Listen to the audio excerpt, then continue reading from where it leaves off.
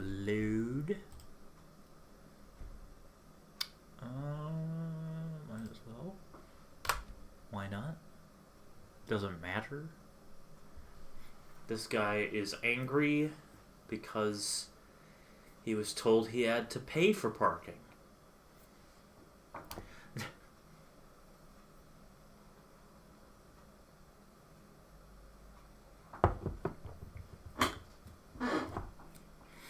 Okay.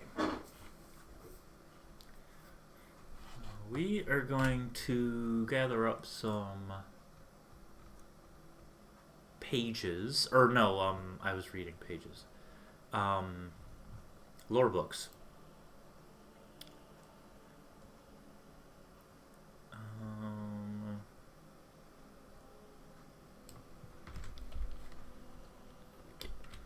Why is he over in... Oh my god.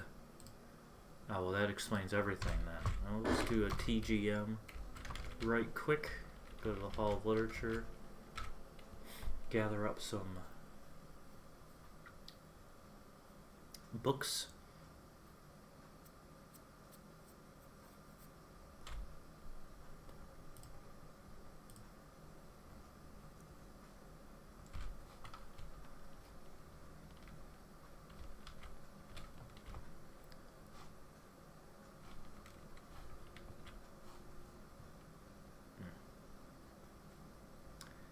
One of these days I'm going to fix the lighting in this place. Whoa, that is not what I intended to do. But there he is. He's doing his best.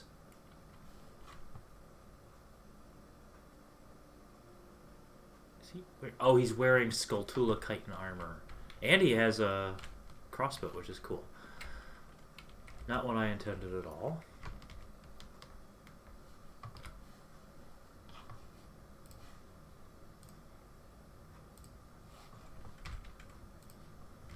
Alright, let me think about something here. So we did Chronicle of War, we did Great Fairy Sword, First Hero, Silent Winds. So we have a lot of options for lore. We ended last stream with the Spirit Temple, so I could read all of the temple lore books.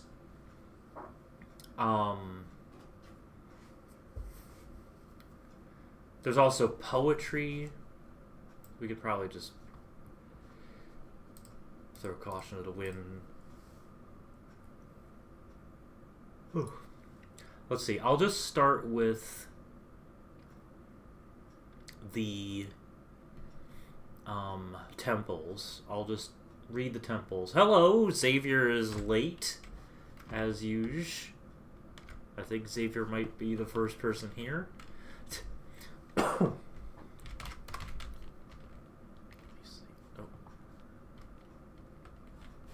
Where are there's secret... This actually looks really cool around here. Oh, that's right. I built this out so that I can expand in the future. I swore there was a... There it is. Oh, folding note has arrived as well. Welcome.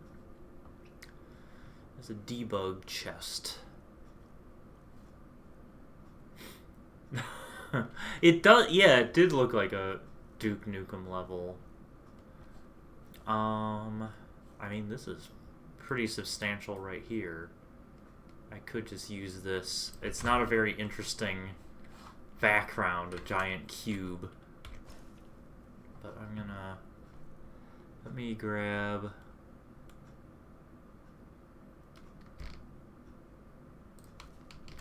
This is Ruptured Towers.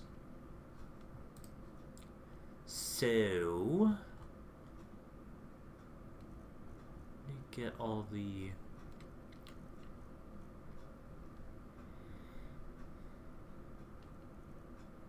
temple books.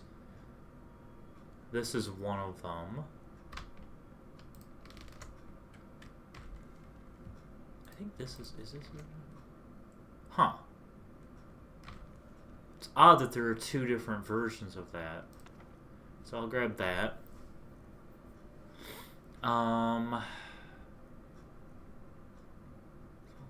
Woods.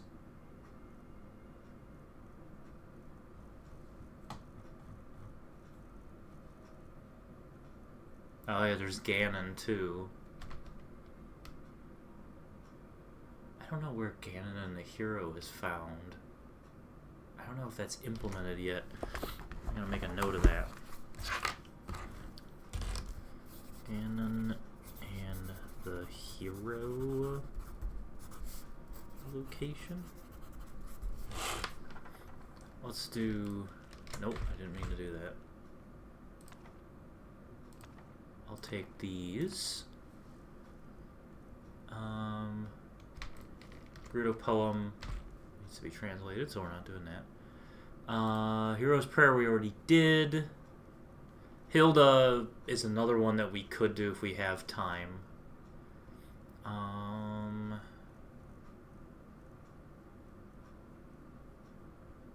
That's a poem. That's a poem. This is... That's Ruptured Towers. Pictograph.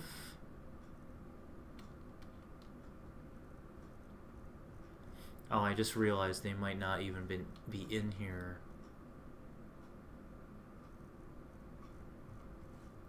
Pictograph, we don't need that. Ruto's Passion. We can take that. Saria's Resolution.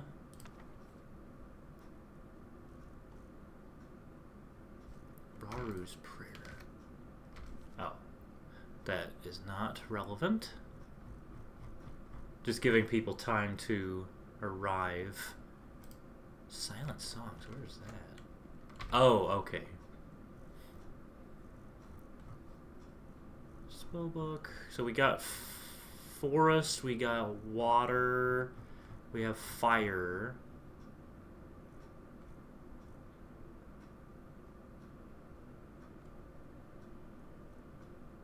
There's the Fall of Lorule.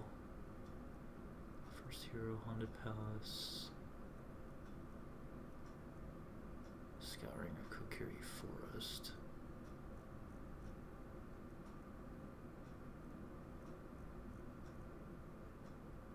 There's all those Zelda books too, which I will take.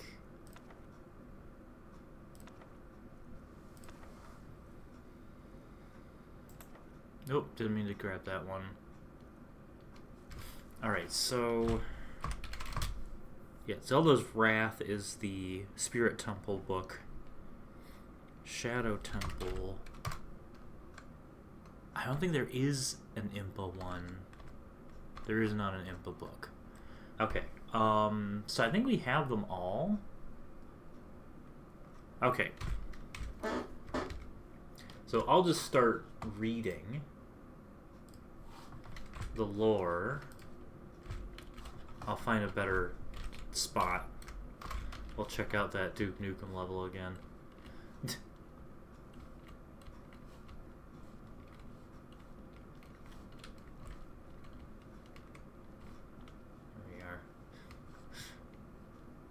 This is deliberately designed so that I can expand into it at some point.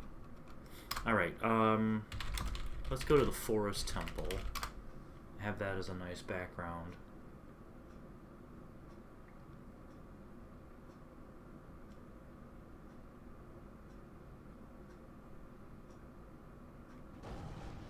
Oh, I forgot about this guy.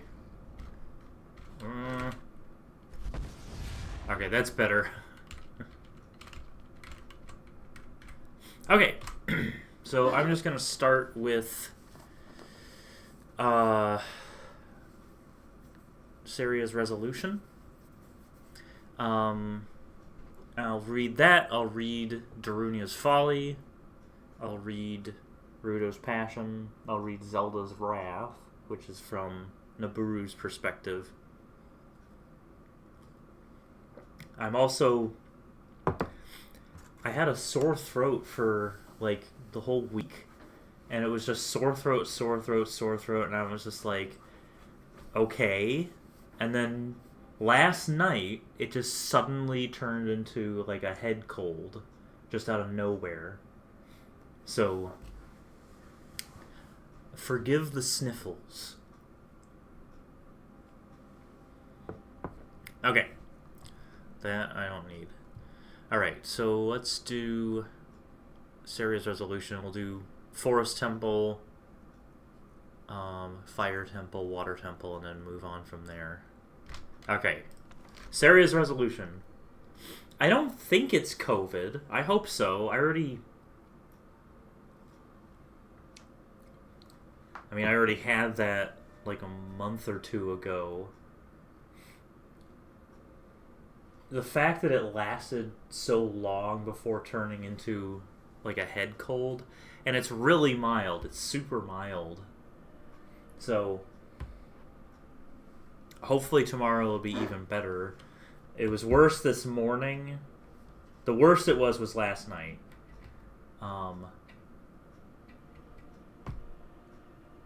But anyway.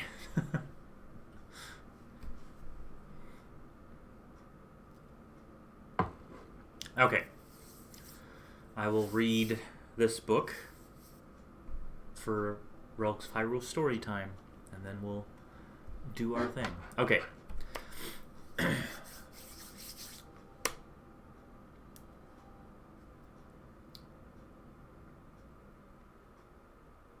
I'm reading it silently to myself. No. Okay. There is a pleasure in the pathless woods. There is a rapture on the lonely shore. There is society where none intrudes, by the deep sea and music in its roar. I love not man the less, but nature more. That is a quote by Percy Shelley. Bysshe? I forget. I looked up how to pronounce his middle name, and I forgot. It is said that Kokiri simply cease to be once we reach a certain age. We vanish, and a new generation appears just as abruptly. If that is the case, where do we go? If we can be killed, what happens to us after death? If we become cursed, can we be freed? What if we are eternal? What if, when we are killed, our bodies simply cease to function, but our souls remain, and we wait as we are absorbed into the forest? If we vanish, do we return to the forest? Can we? The lost woods were once feared by the Kokiri. If we left the forest or became lost in the woods, we would die or fall victim to a curse. We are safe with the great Deku Tree. We were safe. Then the Dark Lord came. The forest was raised, and we took refuge in the lost woods, in the Forest Temple. We found answers to the questions about our existence. We can die, despite the great Deku Tree, and we can be cursed. But if we survive, are we eternal? If we leave the tree's influence, will we eventually cease to be? If we stay, will we disappear? When my mind whirls with these questions, I immerse myself in the Forest Temple. The trees greet me, follow my commands, and listen and speak to me. I walk the halls of the temple, and the books inside the lost library follow me, answering me as they did when they were trees. The pages know, the books remember. They surround me, protecting me and filling my mind with wisdom and peace. The temple is peaceful, beautiful in its obscurity, and stands as a reminder that nature always reclaims what is rightfully hers. If the Dark Lord knows of the Forest Temple, he will try to subvert it. He will try to twist the energy here, and he will try to take it from us. When this war is over and all is dust and snow, the trees will return, for trees are eternal. Flowers cannot vanish, and grass, though it may be trampled, poisoned, and burned, will always rise through stone. I will follow nature's call. We will reclaim what is rightfully ours. The last march of the Kokiri will begin. And that's that. So that leads into another lore book told from... It is actually called the Last March. The Last March of the Kokiri, the lore book, is found in the Ruptured Towers.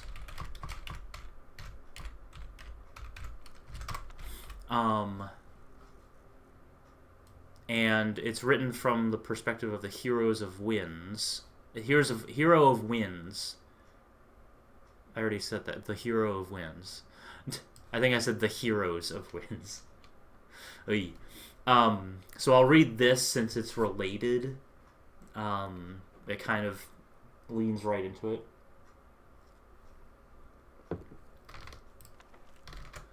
Okay. Be ashamed to die until you have scored some victory for humanity. Let me cite that quote really quick.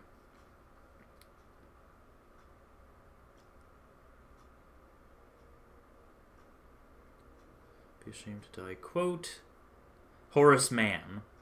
That is the master of that quote.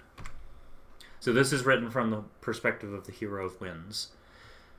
Before venturing to Death Mountain, I sought to visit each surviving tribe of Hyrule, bear witness to their needs, and assure them that I would avenge their home.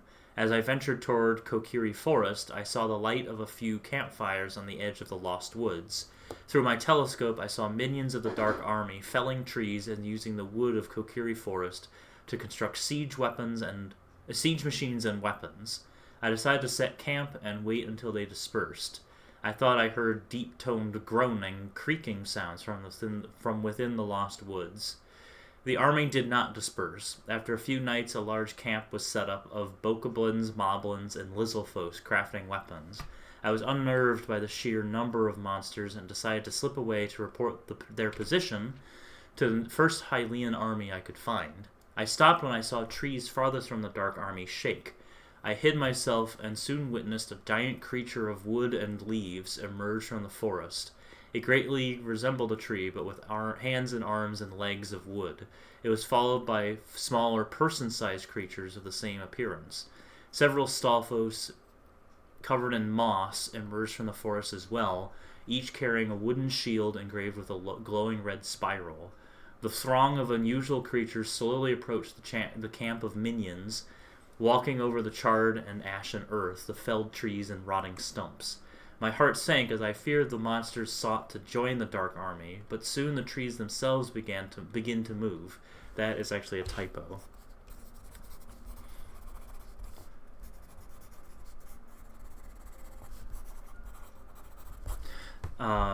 Trees themselves began to move, not swaying, but walking, their roots like tentacles.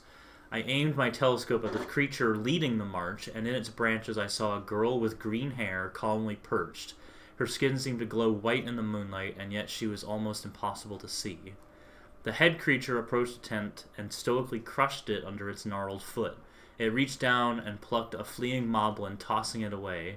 The smaller wooden creatures entered the camp and glowed as they enveloped bokoblins with blizzards of leaves. The moss-covered Stalfos clawed at Lizalfos. The trees themselves impaled soldiers of the Dark Army with roots and branches. The creatures of the Lost Woods never slowed. They were a green inferno, a tide of thorns and roots. Their enemies attempted to fight back, but only managed to chip a piece or two from a tree before being crushed or maimed. Throughout the ordeal, the girl in green never flinched, never smiled, never frowned. Her blue eyes were cold, even as her mount became stained with blood. You know, for kids.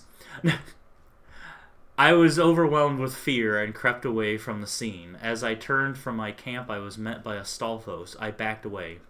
The Stalfos did not approach, but stared deep into my eyes with its empty sockets. The Stalfos turned and gestured to a tunnel in the underbrush. It moved its jaw as if to speak, but only unearthly hissing emerged. Then it slowly rolled its head and walked past me toward the skirmish. I hurried into the tunnel. I looked behind me to the Stalfos, but the entrance to the tunnel closed. I could hear the helpless screams of moblins and the creaking groans of the trees. I ran through the tunnel as quickly as my feet would take me, with no care as to where it would lead. It's a little dark. Obviously taking a lot of influence from Lord of the Rings. I had to because it's my favorite scene in all three movies. The last march of the Ents, the march on Isengard. I had to do it. It had to be done. And it's unclear in the lore book. It mentions person-sized creatures of the same appearance. So it was a giant creature of wood. So it's unclear what that means. It might be Spriggans. In this throng. So it might be Spriggans. But it might also be Deku Scrubs.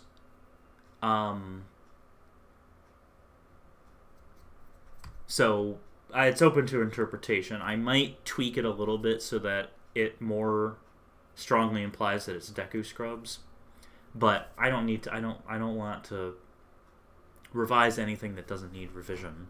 I'm just noting which books I read during the stream, so I can make the list.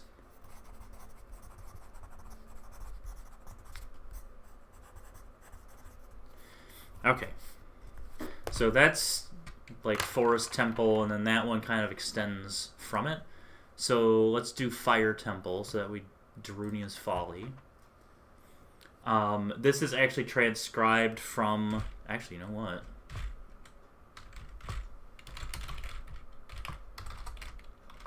This is transcribed from the Goron tablets, so once you collect all the Goron tablets, you can reform it. Reform the book using the tablets.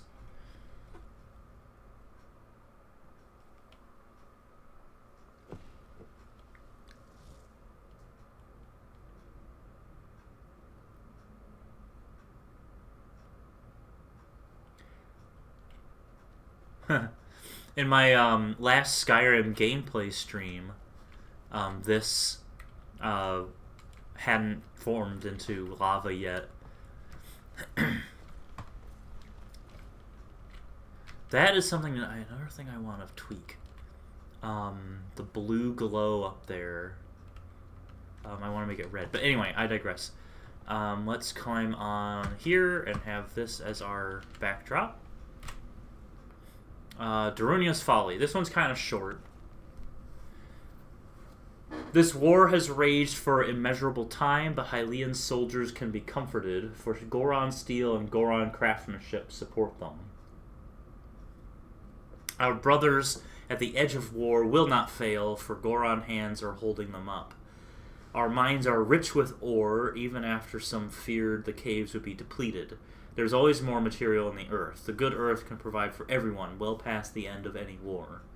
We must do more for our brothers in battle. Legends tell of a beast tamed by ancient civilizations to defeat a great evil, and those same legends tell that it rests beneath Death Mountain. We must find this beast and awaken it. We have studied the rocks deep beneath Death Mountain, and they tell us of valuable history. We have dug deeper than ever before and are on a promising path. This divine beast will turn the tide of this war. I am certain of it. Something has been discovered. It is unlike anything we have seen. Material far different from the rocks around it and resonating with magical energy. We will break through it if possible and dispel it if needed. I am venturing to see the newly unearthed divine beast. I will bring the Megaton Hammer with me in case the beast cannot listen to reason. So, in Legend of Zelda Breath of the Wild, there's the divine beasts, which are giant mechanical creatures built by the ancient Sheikah civilization. And one of them is a salamander called Varudanya. And it's fire element. And it lives in Death Mountain. So Darunia, who is the author of this, Sage of Fire, Goron Man, Goron Chief, he wrote this and said, basically, we're looking for Varudanya, and they think they found it. And so he's going along with the Megaton Hammer, and he's like, you know what, I'm gonna talk to this thing. However, there is one of the hero's laments that begs to differ. begs to differ. Begs to dipper.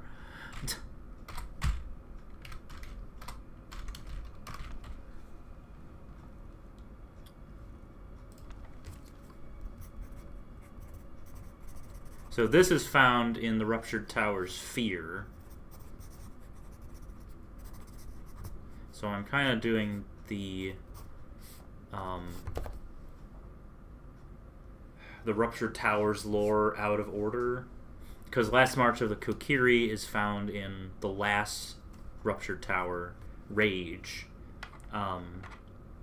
This is found in Fear, which is the second Ruptured Tower. So we're kind of bouncing all over the place. But this details more of the eruption of Death Mountain. I must not fear. Fear is the mind killer. Fear is the little death that brings total obliteration. I'll face my fear. I'll permit it to pass over me and through me. And when it is gone past, I will turn the inner eye to see its path. Where the fear has gone, there will be nothing. Only I will remain. That is from Dune. Frank Herbert. So this is the hero of time reminiscing about Death Mountain. I remember Death Mountain. I remember the Gorons and their gifts for kindness and metalwork. But kindness and devotion have faults. The Gorons had grown to love Hyrule and gave everything they could to the war effort. They had no fear of the mountain.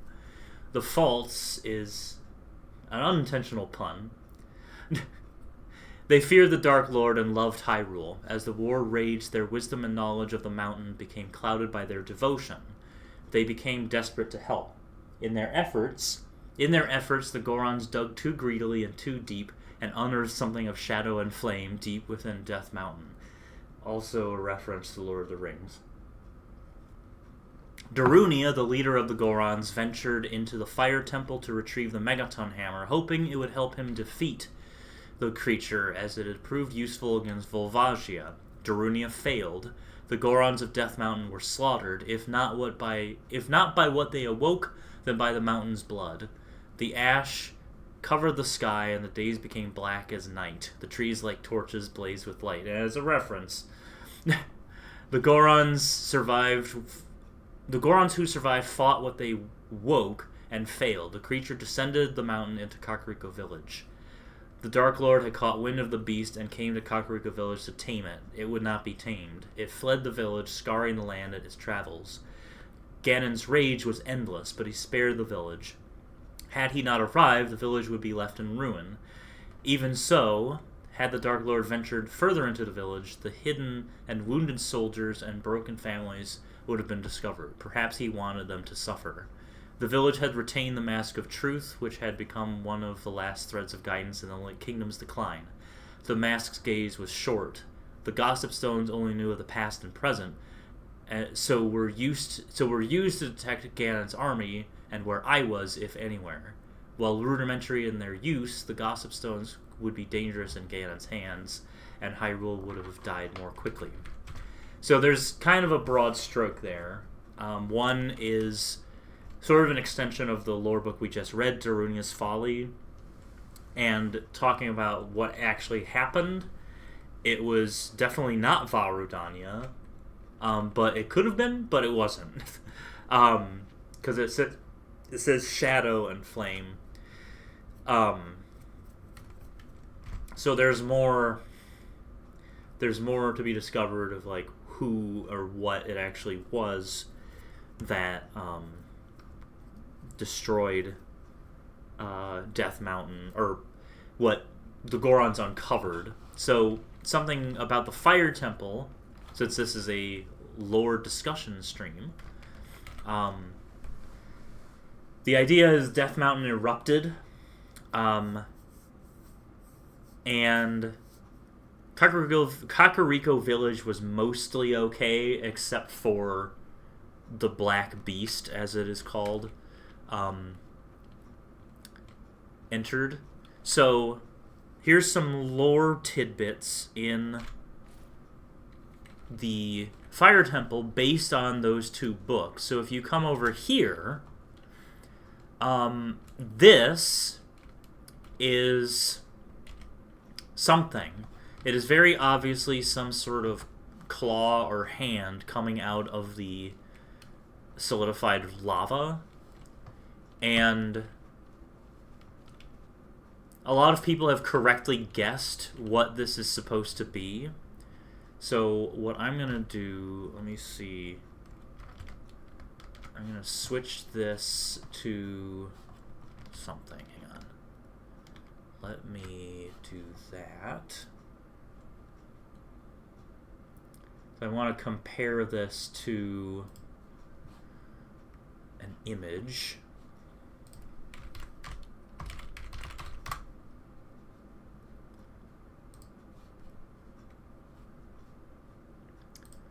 That's a good image. So I will switch this to display capture. This is Varudanya. And you can see that three-toed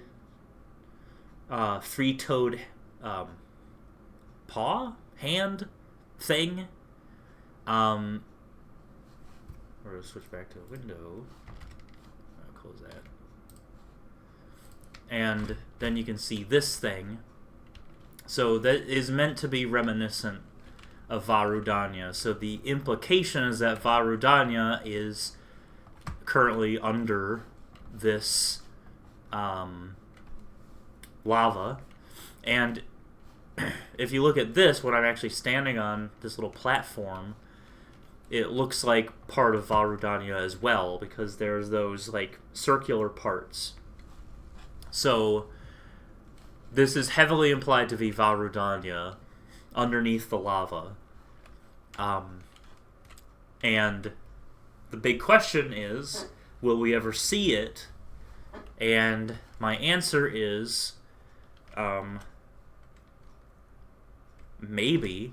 It's a secret to everybody. But I will say that this spell, the Tune of Echoes, only has one use. And I plan to add more uses for it, so... oh, Forgotten Arrow.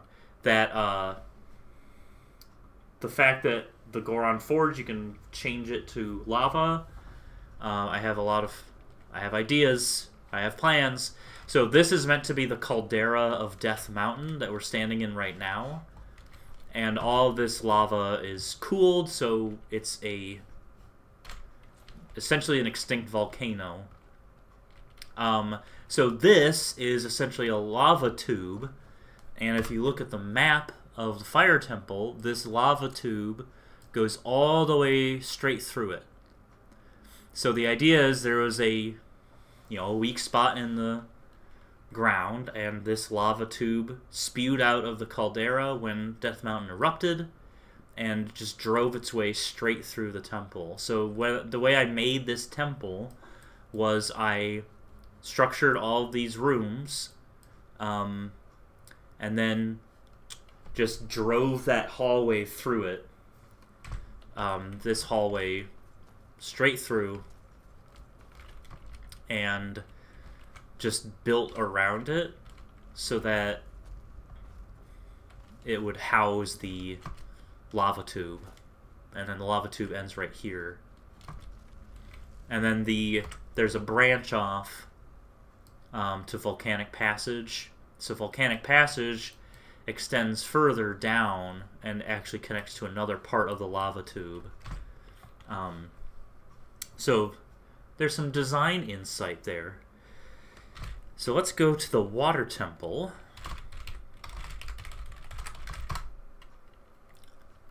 And read Ruto's Passion.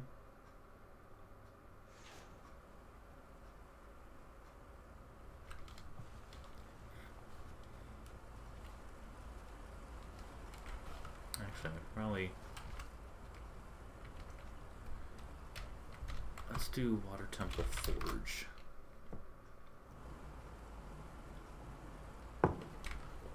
That's a little more interesting to look at. Okay, Ruto's Passion, which is found in the Water Temple. The thing about happiness is that you only know you had it when it is gone. Let me look up.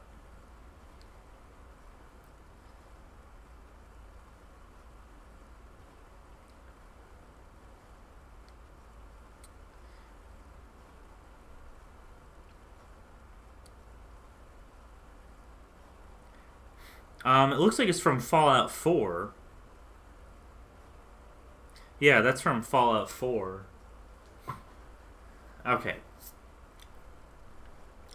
Something else I want to do at some point, I want to go through all of these and do like a little subtle citation, you know? Or have a book that cites everything in the mod itself. But I could, like, you know, just a little hyphen at the bottom that's like initials. So like whoever wrote the quote, and maybe a little context. But that might confuse people, because then I would get a bunch of comments from people saying, why does this book say F4 in it? Or why does this book say, you know, PBS? I might do that and see how people react. Anyway, so this is just going to jump right into it.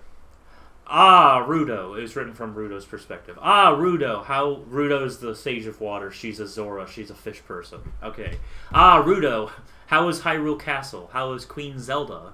My father welcomes me to the Water Temple. Father, what is going on here? I noticed the renovations. I had not been to the temple in a long while. Oh, you did not know? This is wonderful, Ruto. Progress is going swimmingly. My father laughs. Here, I will show you. My father guides me into the entrance to the temple. The central tower has been excavated. It looks crude. Flimsy metal bridges connect to caves cut into the walls. Forgive the mess, Ruto, my father says. We are not yet finished. The bulk of the work is done. The most important features are in place. We reach the bottommost level of the temple. As we enter a room, a river Zora emerges from a pool. Father, I shout, ready to protect him, but he simply laughs and stops me. Ruto, he laughs. Silly girl, this is one of the new guards. Wonderful, isn't it? Wonderful, isn't it? Zoras and Zoras living in harmony. River and ocean. I never did know, though. Are they Zoras or Zolas? Isn't that strange that we're both called Zoras? Hundreds of thousands of available words, and two get muddled and blended. Such a shame.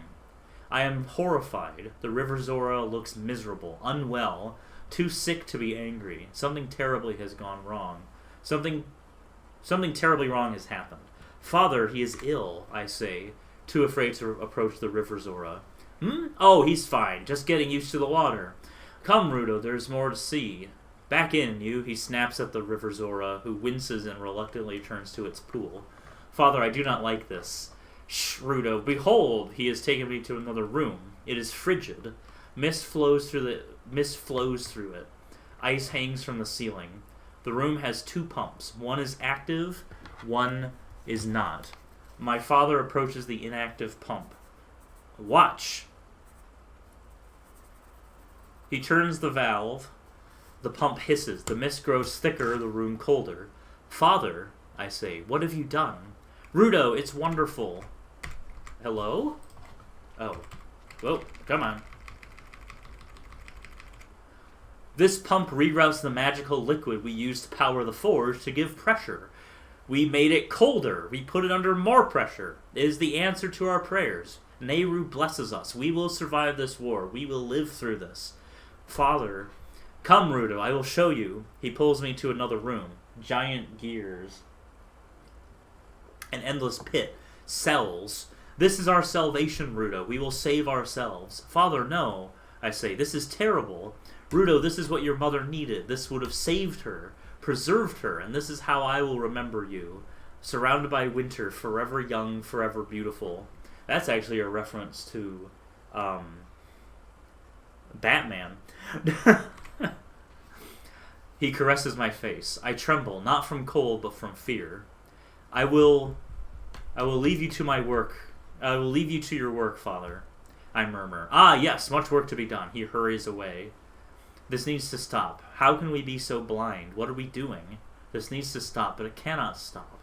What have we become? I have always wished for this day that the ocean Zoras and river Zoras would make amends, that our monstrous relatives would see the light and join us in harmony.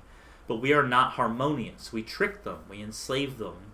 What are they now? Where is their pride? Where is their dignity? We didn't need to enslave them to guard this horrible experiment. What do we seek from this? Why did we waste our time on trying to survive the apocalypse? How can we know that centuries from now, when civilization prospers, that our desecrated temple will have survived, let alone this profane construct we have made. I cannot stay here any longer. My father will not listen to reason. We no longer have time for denial. I will meet with Queen Zelda. As Sage of Water, I must represent my people. Perhaps Mipha and Rallis and Sidon will wish to join me. Something must be done. Nehru, help us. So Zelda fans will read that final paragraph and say, who, and who now? What? Because Ruto comes from Ocarina of Time, which is a completely different timeline from Mipha and Sidon, who come from Breath of the Wild, let alone Rallis, who comes from Twilight Princess, which takes place after Ocarina of Time. So there's some sort of time travel, wibbly-wobbly, timey-wimey ridiculousness going on here that will be explained and explored in a future lore book that I haven't written yet. So all of the temples are getting expansions, and the expansion to the water temple is going to be the Ancient Cistern. And the Ancient Cistern will have the source that was mentioned in Ruto's Passion of this magical liquid. Now, it mentions that King Zora rerouted this magical liquid, so we'll see the actual source of that, which I said. But it also mentions that he pulls a valve and it gets colder. So you can see here, these are Steam assets, but I'm having them point down so that they behave like fog. And the Zora Forge itself is kind of hard to see, but it's essentially a water jet. So the Zora Forge is powered by the pressure from this magical cold liquid, and it functions as a water jet, which allows them to like carve their weapons and refine them that way. The magical liquid in question is based heavily on liquid nitrogen. I work a lot with liquid nitrogen for my job. A lot. We have a big liquid nitrogen tank, and I check it every day. So liquid nitrogen and I have become best pals over the years. So anyway, this magical liquid is based on liquid nitrogen and how it behaves. Anyway, so the Ancient Cistern will... I already said it shows the source, but the source is actually that blue fire, the cold fire from Ocarina of Time, which will excite a lot of people. And another thing that Ruto's Passion mentions is cells. It's not a mistake that that lore book, Ruto's Passion, quotes Fallout 4, because the idea behind King Zora's, like, all this machinery, if we go down here, let me turn on the light again. If we go down this way, here's this spiral staircase, and we find these cells. So the idea is this is a vault, sort of like Fallout 4, and the Zoras, his plan was to seal the Zoras and cryogenically freeze them in these chambers so that they would survive, and like at some point in the future they would thaw out and, you know, live again. But all of these cells are empty. They're closed, but they're empty. Some of them are open, so I already told a lie. They can't open again. There's no mechanism to open them. But this one's got a chest in it. Ooh, a Deku knife. And that's very fitting, a Nehru symbol. Which actually probably should be different because it's the Zora. It should be the Zora symbol, which is. Oh wait, no, the Zora symbol is on the stone. There's the Zora symbol. Okay, so it makes sense that it would be Nehru because they're like, Nehru, yay, Nehru, help us, and they're putting her symbol everywhere to try to get her favor. But there's no like Zora corpses or Zora anything in here. There's no Zoras anywhere. You can't find them. They're not here. So the River Zora are around, which is interesting. This also predates Echoes of Wisdom, Legend of Zelda Echoes of Wisdom, which had Ocean Zoras, which are like dolphin based, and River Zoras, which are more like deep sea fangly fish. Though they coexist in Echoes of Wisdom. It's the first Zelda game to do that. This was long before that. Like, this was very long time. Like, 7 years before Echoes of Wisdom, maybe. So, I have prophesized things. What was I going to say? The River Zoras are still around. Which implies that they weren't picked up by Nehru. So they're kind of like monstrous and they're not like completely human. Or completely faithful to the gods. I don't know. At least in Relics of Hyrule canon, they're not like super sapient. In Echoes of Wisdom they are, but never mind what I'm yammering on about.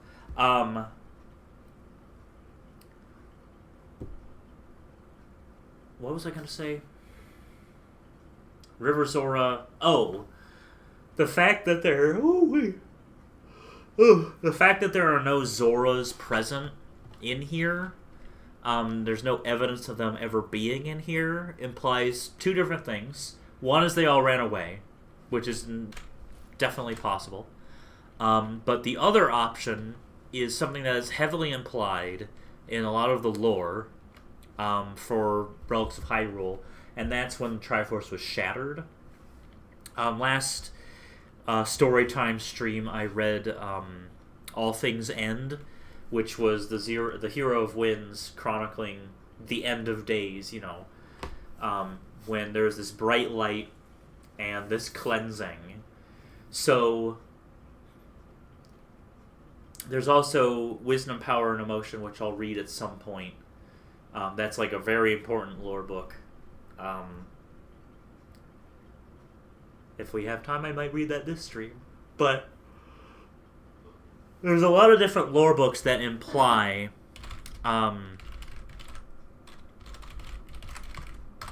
what happened.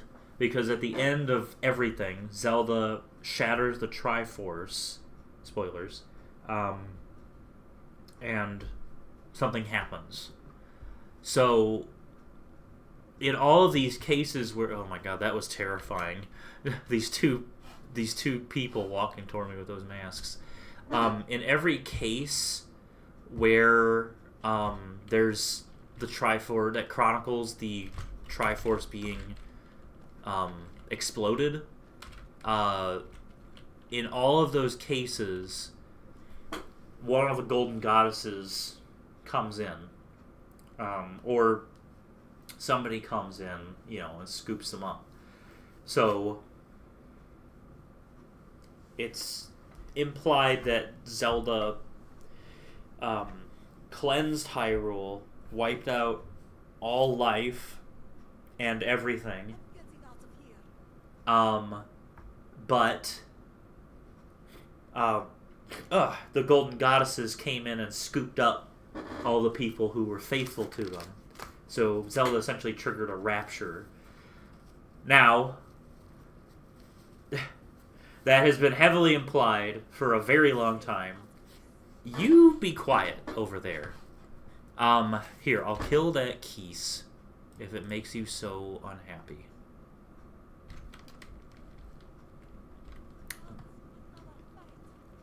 No, it's okay. It's just a Keese. There. Okay,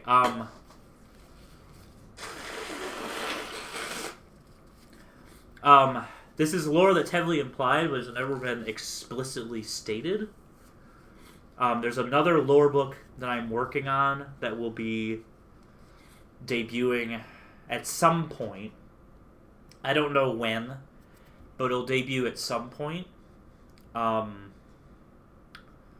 And it will kind of more directly chronicle that idea. Okay, so we're in the Spirit Temple. And actually there's a lore book in here that's kind of split up that I forgot about. Gerudo Notes.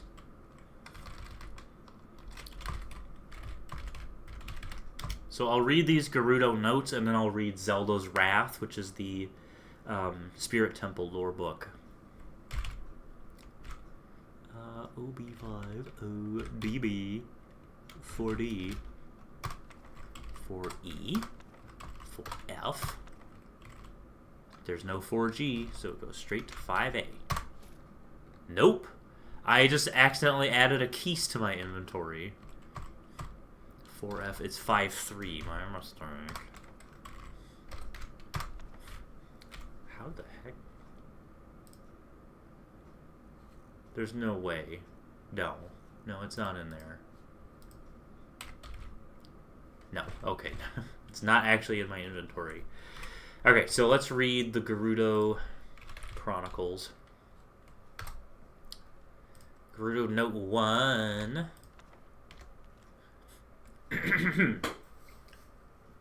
Written from the perspective of Gerudo vampires that are residing in the Spirit Temple.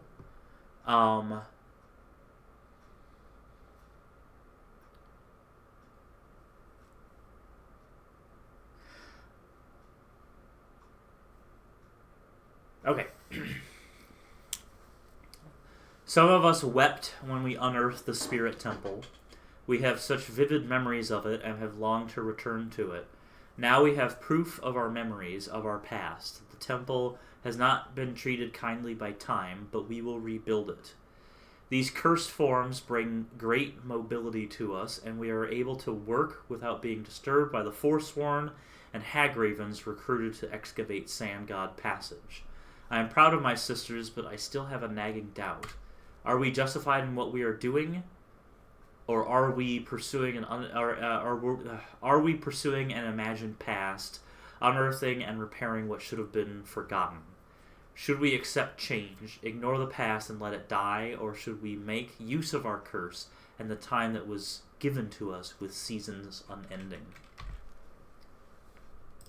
Oh. No, stop it. No! Wow, okay. 2. We have heard tell of other Relics of Hyrule roll credits scattered throughout Skyrim. We have found a few hidden in the Spirit Temple, but we are glad to hear of more. We have also heard whispers of others finding, even seeking out these relics. After thousands of years, why are the relics emerging now? Why are they suddenly important? By Din's power, is it the Black Beast? Has he returned? The wheels of fate turn so slowly, but turn they do. Alright, that's that. Gerudo Notes 1 through 5. I'm making a note.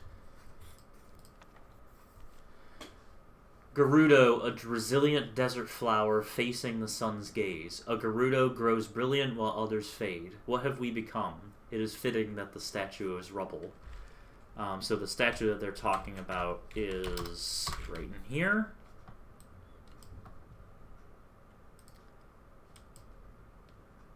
This statue.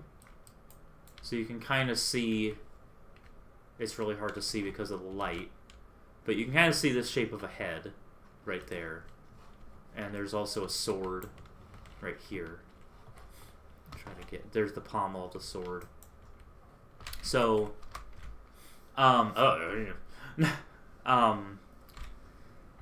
the Spirit Temple in Ocarina of Time, there's a statue that's like a centerpiece. And so, in Relics of Hyrule, that has been rubbleized, crumbled. Alright. I still think of her. I dream that I could talk to her and that we would fall for each other, or at least she would fall for me as much as I did for her. I remember feeling weak when I saw her, even for a moment. I would obsess about scenarios in which we would meet, times we could talk, even for a moment. I remember when we first met and she looked at me. I had never seen her before, but she looked at me with such intensity, such truth, that I felt like I woke from a slumber. I spoke to her once and twice in passing, but never for very long. Only greetings and pointless niceties. I doubt she ever cared. And yet I told myself, if I was given the chance to speak to her for even a few minutes, that we would begin a journey that would never end. One look caused me this pain, but I do not blame her. I only have myself to blame. I fell in love with an idea, a fantasy, not a real person. These fantasies, those dreams, are meaningless now, as they always have been. She will never come back, and I was never meant to be with her. She surely had other suitors more assertive than I, more present, more close by, though likely not as intelligent or attractive. I wish I could erase these thoughts from my mind, as upon sand on a shore, but instead they are buried as sand in a desert. She will never come back, and I was never meant to be with her. I wrote that a long time ago, and it's meant to be from the perspective of one of the Gerudo vampires. All of these are written from the perspective of Gerudo vampires. So, Relics of Hyrule existed for so long. I started in 2013, and there's a lot of different spots in it, especially in the lore, where there's little bits here and there where I sort of channel part of my own experiences. So that one was originally written like based on my own experiences, but now it's taking on new life because I'm married, I have a house, I have a cat, I have moved on from that time in my life. But art derives itself from experiences, and it's cathartic to take these struggles that you have and put it into a fictional character. So now all those struggles are in this note, safely tucked away in a video game. And people have told me that they resonate with Gerudo Note 4. I think when I did the Spirit Temple ones on a stream, somebody requested that I read that note because they identify with it. So it's all part of the world building, it's all part of the universe that Relics of Hyrule inhabits. And that's where it's going to stay. Note number 5. This is actually written in the present. So the Gerudo know that you're in the Spirit Temple, and they're trying to stop you from getting further in. And this note is evidence of that. They are here, and they have the Ocarina of Time. There is no other way they could have entered this place. We have had to use magic and trial and error to get past the block of time. Years of research and experimentation. They could not have achieved that. Could they? Nevertheless, we must assume they have the Ocarina and is our only hope for returning home. They do not know its power. They do not know its history. We must have it. We need it. We will take it by any means necessary. With it, so they were mid-jot. So you find this note. You actually find it. Let's see if I can get to the room. You find it in the library, which is right here. So there's this Gerudo. Man, it's really dark in here. There's a Gerudo over here, and you can see, hopefully, even though it's ridiculously dark, you can see this table with book, inkwell, page. So you find it here, and the vampire that's in this room fights you. I don't know where she went, but she's the one who wrote that note, and she wrote it as soon as they were aware of your existence. And then Once you complete everything, you enter this room, way over here. And in this room is this Yahoo. And in his inventory is Zelda's Wrath. So if we look inside his inventory, Zelda's Wrath, right there. Now, here's the thing. Zelda's Wrath, but there's also, over here... Is it here, or is it in this one? There is a book. There's a burned book in one of these braziers. Long story short, you can find a burned book in this location. I thought I put it in this brazier, but it doesn't matter. There's a burned book. So I'll read Zelda's Wrath. And there's a couple things about this lore book. First of all, it's dark, so hold on to your butts. It gets a little violent. And there's an implication with this lore book that I'll explain when I'm done, based on where you get it and the fact that there's a burned book in the same room. Okay, beware the fury of a patient man. I believe that is a quote by John Dryden. Fury of a patient. Beware the fury of a patient man. Yeah, John Dryden. Okay. And this is written from Naburu's perspective. Naburu is a Gerudo, and she is the Sage of Spirit. You must not do this. I have no other choice, my queen. Give me the dagger, Alna-san. You must not do this. She stared at us, kneeling, the dagger shaking as she held it to her chest. Zelda was reaching out to her, and I was holding my breath out of fear. Alna-san, I pleaded, give me the dagger. I'm sorry, she said, and the dagger plunged. She collapsed, and the sound echoed in the chamber. Zelda was silent. I looked to her. We both breathed heavily. I can't do this, Naburu, she whispered. I couldn't answer. All this death, every life. I can't do this anymore, she said, looking to me. She had no tears in her eyes, no expression on her face. She was a sister to me, I said. Zelda was silent. She closed her eyes. Prepare for battle, Naburu, she said. They are coming. Before I could respond, I heard running footsteps.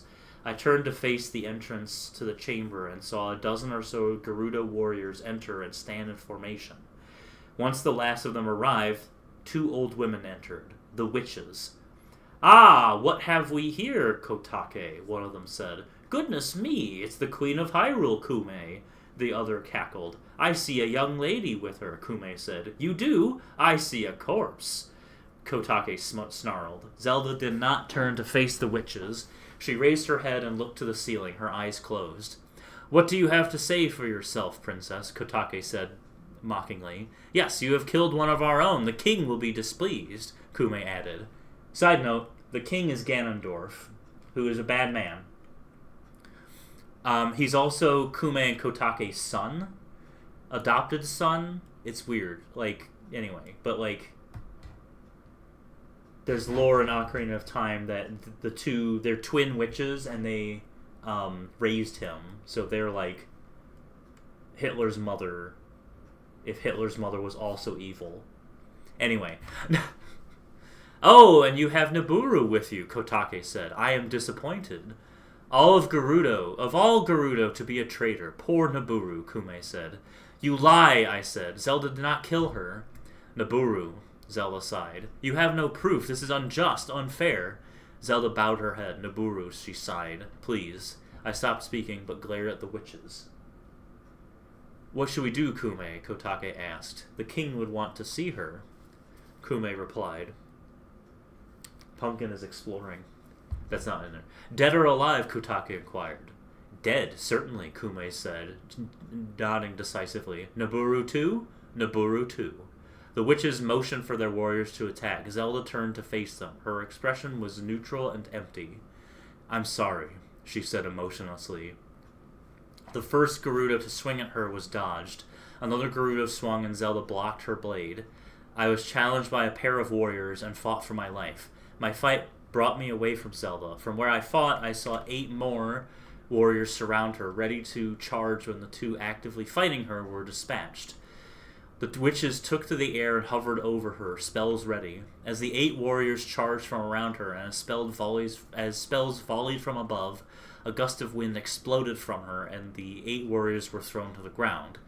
The spell struck the floor where Zelda once stood. She reappeared near me, knocking the warriors and me to the ground. I quickly stood up and looked to Zelda, who spun around, surrounded in blue magic, reflecting a fire spell away from her and back at Kotake. The witch reacted too slowly and took the blast, but managed to recover and extinguish any lingering flames. One of the Gerudo near me unsheathed a dagger and slashed at Zelda's ankle, but Zelda kicked the dagger out of her hand. The other Gerudo stood to engage me in battle. "Traitor!" she shouted, swinging her blade at me. I blocked it and attempted to disarm her. She countered and slashed at my arm, forcing me to drop my weapon. I held my hand against the wound, and she held her blade against my neck. "Too easy," she said, as she tightened her grip. And as she tightened her grip, she was enveloped by glittering magic and thrown to the side. Zelda had stopped her for the time being. Zelda knelt to me and grabbed my arm. She briefly concentrated and my wound was healed. "Nabooru, please forgive me," she said, looking to my eyes. "For what?" I asked. "For that which I am about to do," she replied. She let go of my arm, stood, and faced the witches as well as the warriors who had surrounded us. "Do you want to end the fight?" Kume laughed. "Asking for peace? Do you give up?" Kotake cackled. Zelda said nothing and launched a fireball at Kotake, ending her laughter. The witch was too hurt from her previous injury and too surprised to react, and took the full power of the spell. She fell from the air and struck the ground with a sickening thud. Time stood still. Kume rushed to her sister's side, then quickly stood. "Kill her," she commanded, and the Gerudo charged Zelda. Zelda closed her eyes, held out her hands, gestured, and a massive fiery explosion swept from her. I was left unharmed, but every warrior was severely burned, and they collapsed, screaming in pain. Kume was unharmed as well. Zelda walked slowly, stoically, toward the witch, past the screaming warriors writhing in pain. I watched Kume's expression change from anger to shock to fear as Zelda came to stand before her. "You now know the meaning of loneliness," Zelda said quietly, the room shaking as she spoke. "I have shown you that good has its limits." She suddenly plunged her sword into the Kume's chest. That should be...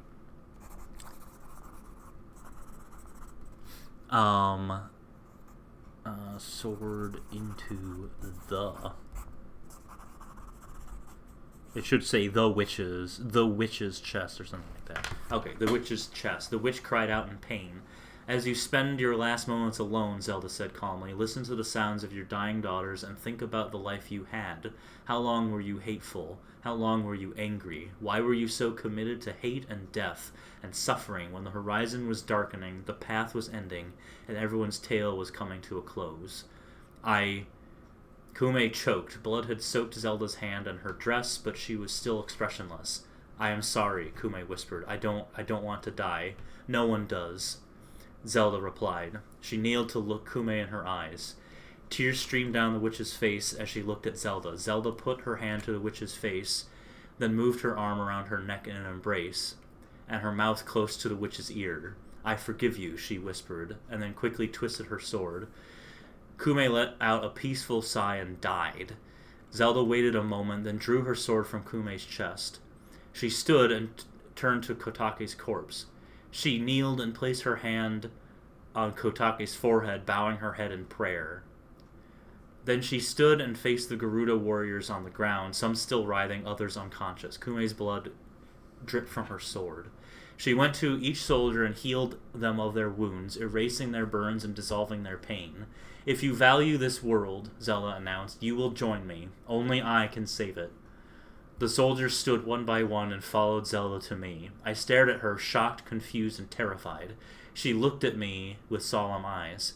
"Why?" I said breathlessly. "What about Alnasan? She is beyond my help," Zelda said. "But after she... Her soul belongs to another god now," Zelda said stoically. "Come, Nabooru, we have work to do." She turned and made her way out of the spirit temple. I retrieved my glaive from the ground and followed her, turning to look at the destruction left in the room. I felt dread. I felt a shadow hanging over me. everything will come to dust. All things. Okay.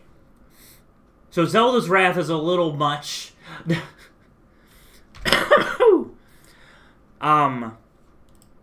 It's a lot. For reference, I accidentally grabbed it out of his inventory. I didn't mean to do that. For reference, the two witches are elemental specialists. Kotake is an ice specialist, so she's weak to fire. And Kume is a fire specialist, so she's weak to ice. And this is the mechanic that's in Ocarina of Time. Also, welcome to the stream, Brambleberry. Thanks for coming.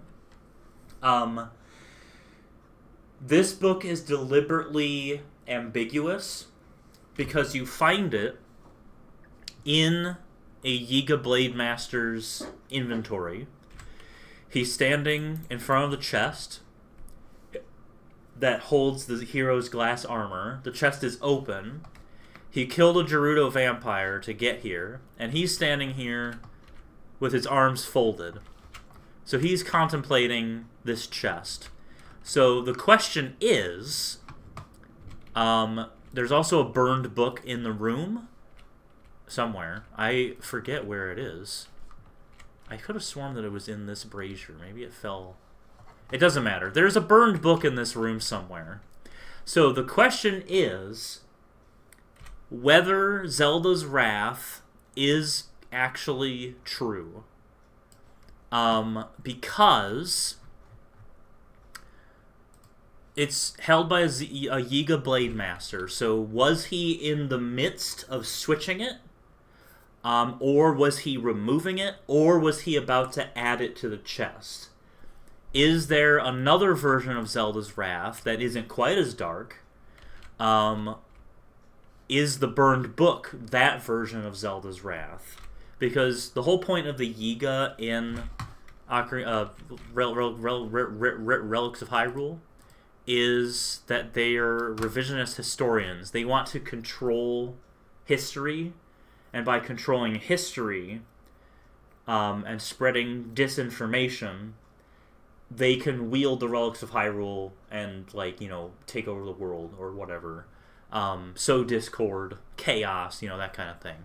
So Clan Letter 3, which is found in his inventory, yesterday is forgotten, investigate reality, gain insight, adjust your perspective. Something you'll notice about every clan letter is that it's an acrostic. It always starts with Y, second line is always I, third line is always G, fourth line is always A. In every clan letter, that holds. I don't think I have any other. I might have other clan letters. I don't have any other clan letters on me. But in every clan letter that you find on a Yiga soldier in Relics of Hyrule, they are all acrostics using the acronym Yiga. So, with that in mind, if we look at Zelda's Wrath, you must not do this. I have no other choice. Give me the dagger, Alnasan. The first 4 capitalized letters spell Yiga. In fact, the next time there's a quote, Alnasan, I pleaded, give me the dagger, you. All of the capitalized letters are backwards. Yiga, A-I-G-A, or no, A-I-G-Y. So, is that a coincidence? Did the Yiga tweak Zelda's Wrath? The other thing is Zelda says, well, first of all, Zelda's very vengeful, very out of character, frickin' murders 2 witches. Granted, they're very evil. And she burns an entire, squadron of Gerudo, and then heals them. But at the same time, she, releases the souls of Kume and Kotake. She prays for Kotake, she releases Kume's soul, and she says, you will join me, only I can save it. So, the idea of saying, only I can save the world, there is no other way, that reads a little egotistical and a little narcissistic. It also reads, fascism tends to, they say, like, all this stuff is happening and only I am the only person who can help it. Bad things are happening, the warthogs are taking over, only I can stop the warthogs, However, this is literally the end of the world that we're talking about here. Literally, Hyrule is dying as Zelda is speaking, and even as she's not speaking. So, it's a different context. However, it is a little tyrannical, a little off Zelda's kind of book. However, it does start, beware the fury of a patient man. So it's open to interpretation whether Zelda's wrath is legit. Like, is it an actual lore book that was actually written by Naburu? Or is there another version of it that was lost? And is this the Yiga trying to make Zelda look bad? Because, there's another lore book that you can find called Zelda's Epitaph that has the Yiga symbol on it. And this is heavily implied. Zelda's Epitaph is heavily implied to be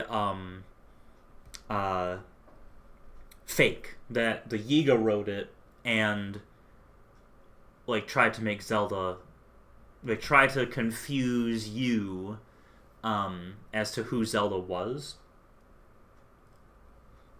So if we look at Zelda's Epitaph, it doesn't start Yiga or anything like that. This is found at the very end of the Ruptured Towers, at the end of Guilt. Hero of a new day, by your time the legends of our kingdom will have faded to mist and will be forgotten. Perhaps the legends that will live tell of a hero who failed, letting the kingdom he loved burn to ash, fertilizing the growth of your world. But know that there is one legend that will surely fade quicker than all the rest, the legend of Zelda. Zelda, Queen of Hyrule in the hour of twilight, was the person who protected her kingdom by shattering the Relic of Hyrule, the Triforce. Ganon, king of evil, hate, and pain, had succeeded in obtaining the Triforce, and with it he wished to bring an unending darkness to the world. His reign lasted for so long that Hyrule began to die. It slipped to the plane of the space between worlds, merged there with Termina, and the two kingdoms began to bleed. Zelda fled to Lorule, the shadow of Hyrule, and sought the guidance of Hilda, who ruled the shadows. Lorule, she found, was dying as well, and another in-between kingdom, the realm of Twilight, had begun to bleed into Hilda's realm. Zelda, the queen of light, Hilda, the queen of shadow, and Midna, the queen of twilight, cared to the needs of Lorule in the Twilight realm. But Lorule is dying quickly, just as the shadow begins to fade as the sky darkens at dusk.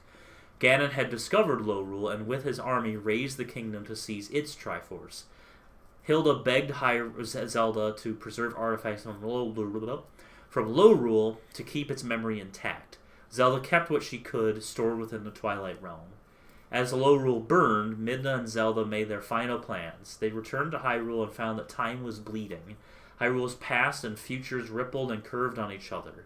Stories were heard of countless heroes faltering in the face of evil. Stories of thousands of potential victories crushed into dust. Midna began to seek out, scatter, and seal remnants of the kingdom, its shadow, and its boundaries. The Phantom Hourglass in the Temple of Time, the Kokiri Sword deep within the Lost Woods, the Ocarina of Time, and the foothills of Death Mountain. Zelda gathered what remained of the goddess's love and light of Hyrule to form a shrine that would exist throughout time, protecting the final piece of the Lorulean Triforce. But the Dark Lord learned of the shrine and traveled to destroy it and take the final piece.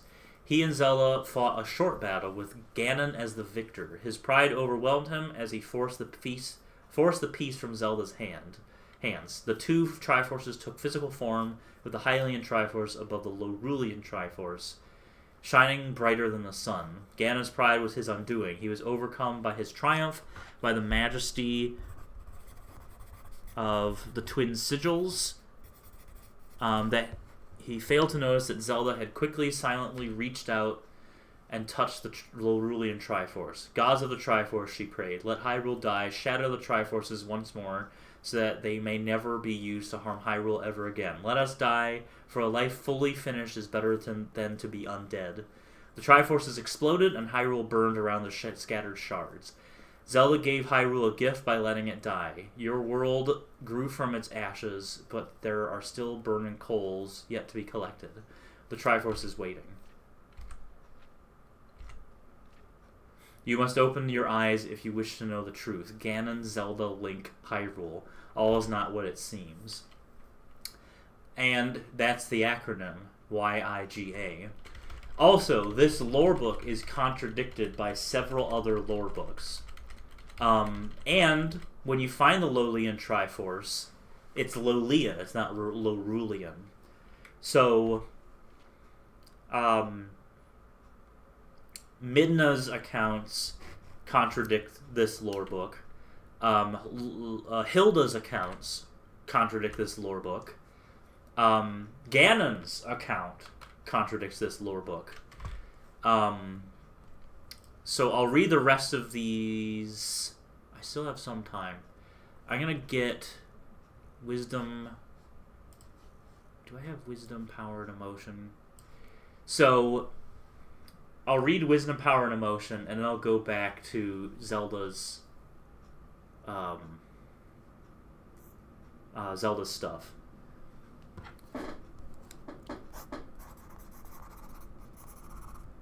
Because Wisdom, Power, and Emotion, which is one of my favorite lore books, I think it's my favorite lore book, it still concerns Zelda, so it fits in with the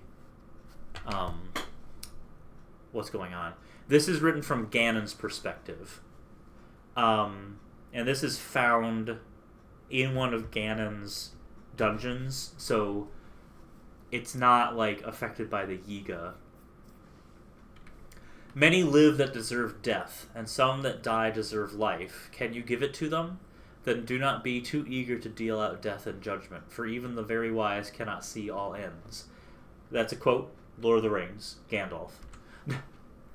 Finding Princess Zelda was easy. She hid for far too long, but I found her in the Triforce Shrine. I found her kneeling, praying to the goddesses. You are beyond the help of the goddesses, Princess, I said upon entering the shrine. Zelda slowly stood and turned to face me. Her face was grim, calm, unsurprised, and hardened by the long war. Yes, Hyrule is beyond their help, she said. Then why do you pray to them? I asked, walking closer to her. She did not back away. She did not seem afraid.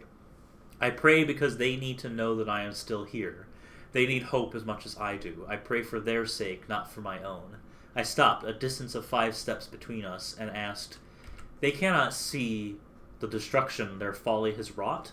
The folly was not theirs that brought the World Eater to us, Zelda said calmly. The World Eater is older, his fate is of a different wheel, and Hyrule will not fall to him. If I do not make it fall first, I said. Yes, that is why you are here. You have the Triforces of wisdom and emotion. They are the final pieces I need. Lorule fell easily. Zelda closed her eyes. Shadows fade in the dark. You do not hide well in the dark. I found you. Zelda opened her eyes and peered into mine, her gaze piercing and unrelenting. I let you find me. This is where it ends. This is a fitting battlefield, the shrine of the Triforce itself. Do you realize how easy it will be for me to crush you and take the Triforce for myself? The shrine is a place of wishes. You may have your wish, and I have mine. You wish me dead, surely. You wish to eliminate a source of pain and destruction. My death would save you. I do not disagree. Your absence would relieve Hyrule of some strife, but at this point in time, the inevitable would come more slowly without you. The World Eater is responsible for more suffering, and he is our common enemy. I laughed. Do you think I would join you? No, but I hope. An empty hope, I bellowed, my words echoing through the shrine. Zelda was daunted and said, My wish for you is to find what you have lost inside yourself. You cannot fool me, Princess. You cannot make me follow you or your kind. I truly hate you all. Zelda calmly walked closer to me and pleaded, Turn from the hate. Turn from the smoke. I see the parchment of your soul. I see the notes to the song join your voice. That's a quote from Nightwish. Why would you want me on your side? My destiny is one of power, death, and hate, I said. Power can be separated from death and hate. If it were Link or I, who was blessed by Din, our battle across time would have had little difference in the end. Stop speaking in riddles, Princess. Din did not bless me. Din did not bless you. She cursed me. It was not Din who cursed you. Din loves you and she weeps for you. Power is not the source of your pain. I am a reincarnation of hate and pain. I am cursed to fight you. I am the darkness that balances your light. I know nothing but hate. I have to hate. I have to kill. I forgive you. The shrine was silent. You lie, I growled. I do not lie. I forgive you. I killed thousands of your people, including your mother and father. I killed your counterpart. I have hunted you for years, for eons across time. I am the source of your pain. I destroyed your kingdom. I am grateful for the pain. It proves we're alive, Zelda said, and after a pause. Can you feel it? No, I never do. Death is inevitable, Ganon. You took lives prematurely, but as you say, that is your destiny. I cannot stop you from killing, nor more than I can stop a tornado. Then you forfeit. You cannot win. I cannot stop a tornado, but I can seek shelter. I tire of this charade, Princess. You're trying to confuse me, to break me with words, because you have no power. Zelda backed away and drew her sword. An ethereal shield glimmered into being on her forearm. I laughed and drew my swords. Let it begin then, the battle for the Triforce of Emotion. If you want it, Zelda said, raising her shield and readying her sword. Come and claim it. Another reference to Lord of the Rings, because why not? I lunged at her, and the long battle began. We fought with swords, with she dodging my attacks and I blocking hers. I disarmed her shield after hundreds of attempts, which made her even quicker, and freed her hand for spell casting. I withstood a battery of spells before dropping a sword and turning to use magic myself. She reflected my spells countless times, and several times we volleyed a bolt back and forth before one of us dodged it. I was fortunate enough to disarm her sword with one of these volleys, which made her focus entirely on magic. The fight waged for hours, and the room grew hot. After yet another volley, I reflected the spell to her abdomen and stunned her. I seized my chance and grabbed her by the neck, holding her with one hand. I choked the Triforce of Wisdom and Emotion from her and threw her to the ground. The sigils emerged from me and joined to form the twin Triforces. An infinity of possibilities flooded my mind, and I was in awe of the grandeur of the gifts of the gods. With their power, I could have Hyrule and destroy the World Eater. Hyrule would never die. Hyrule would be eternal under my rule, with beings sustained by my power, courage, wisdom, knowledge, will, and emotion. Tears streamed down my grinning face. My dream was within my grasp. Gods of the Triforce, hear that which I desire. I slowly reached out to touch the golden Hylian Triforce, but saw something in my periphery. I looked down to see Zelda lying on the ground, bruised, weeping, her gloved hand outstretched and touching the black Lolian Triforce. Her eyes were locked on mine. I could see her staring into my very soul. Gods of the Triforce, she coughed, blood dripping from her mouth. Gods of the Triforce, hear that which I desire. Let Hyrule die. Let Hyrule die and shatter the Triforces once more, so that they may never be used to harm Hyrule ever again. Let us die and wash away this ancient land of Hyrule. Let a ray of hope shine on the future of this world. Let us die, for a full life, thoroughly finished and forgotten, is better than one stretched beyond its natural end. Her hand dropped and the Triforces began to shake. I reached out to touch the Hylian Triforce, but it burned my hand. What have you done? I choked. You will have an eternity to realize, Ganon, Zelda wheezed, no longer having the strength to lift her head. She closed her eyes. It is finished, but we have prepared for the end.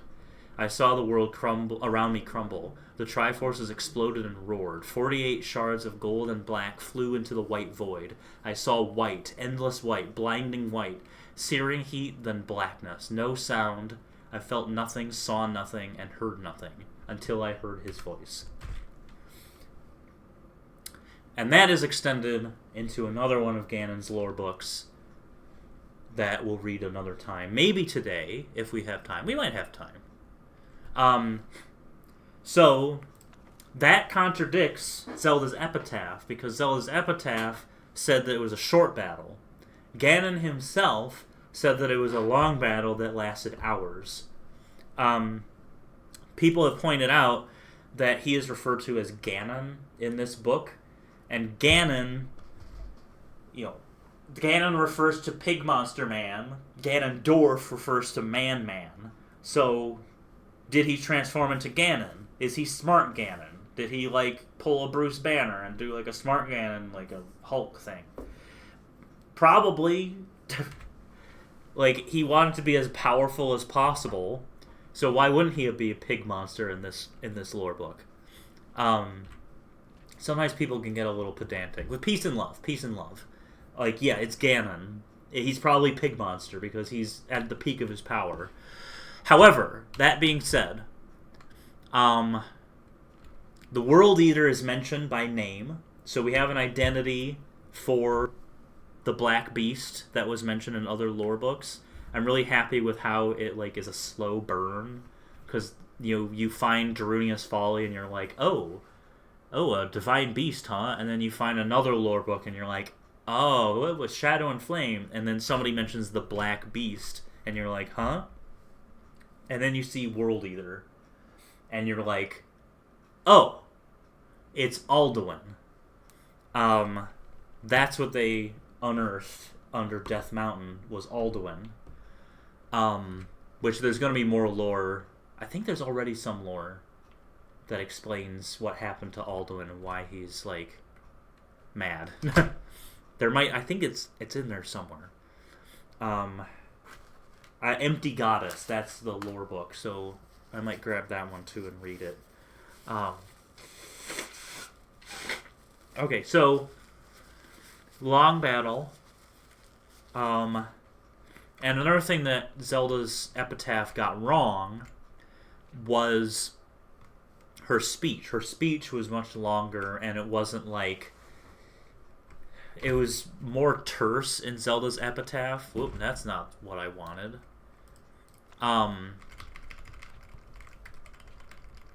Also, Zelda's Epitaph says that Ganon succeeded in wishing on the Hylian Triforce, which is not the case at all. That is not true, because he didn't have the pieces for it. He didn't have the Triforce of Wisdom. Let Shatter better to be undead. So, it's very short. So, that's not at all what she said. But how do they know what she said so closely? Maybe they made it up. I don't know. I was going to say something else. But basically, this is a really good account. What am I talking about? I wrote this. I'm talking like I'm some historian. Endless white, blinding white, searing heat. The world around him crumbled. So, he's describing what Zelda did. And she quotes Wind Waker because I had to. You'll have an eternity to realize Ganon, and then we have prepared for the end. There's another lore book coming saying that she wasn't alone in acting on this plan. I have a lot of lore planned to, fill in whatever gaps may or may not exist. But yeah, he feels, he sees a white void, so that's Hyrule being cleansed. And then in one of the lore books we read last time, the Hero of Winds mentions being scooped up by Faror. And Ganon should have been scooped up by Din, but he wasn't. It says, until I heard his voice. So something went wrong when Ganon got cleansed by the Rapture. So we'll read the rest of Zelda's stuff. I'm going to find Empty Goddess, and then we'll read some of Ganon's stuff.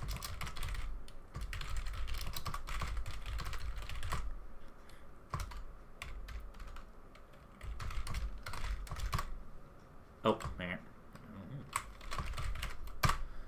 What do you mean? Couldn't parse this line? Player.add item. There we go. Okay, so let's do... What is Zelda's wish?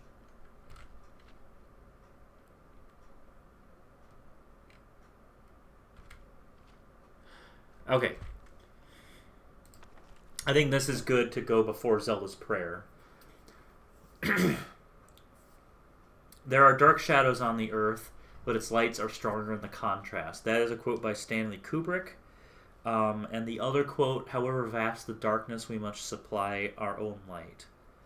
Let me look that up.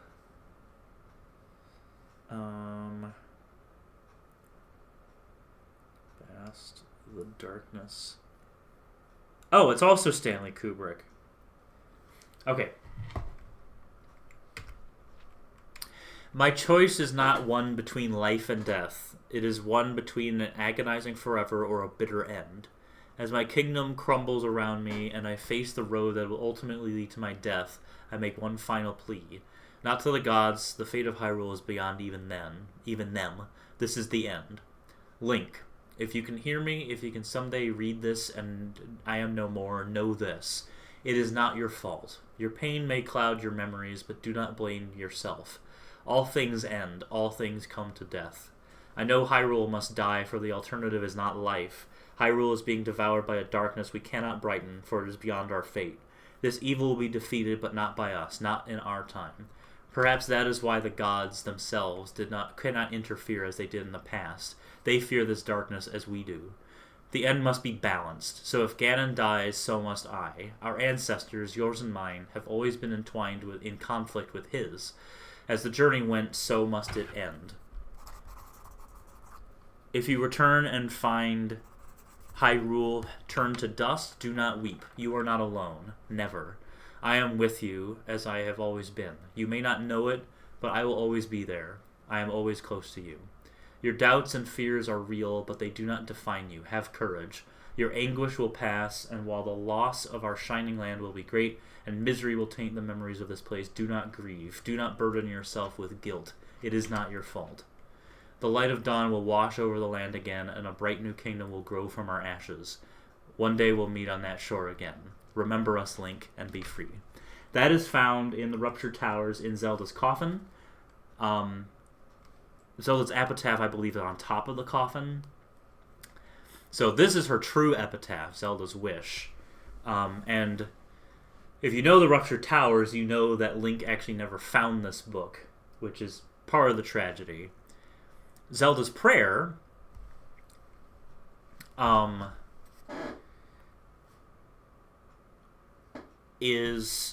think takes place right before that one.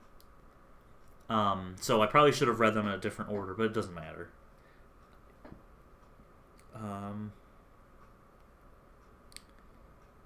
Man alone measures time. It's a quote by Mitch Albom. Man alone measures time, man alone chimes the hour, and because of this, man alone suffers a paralyzing fear that no other creature endures, a fear of time running out.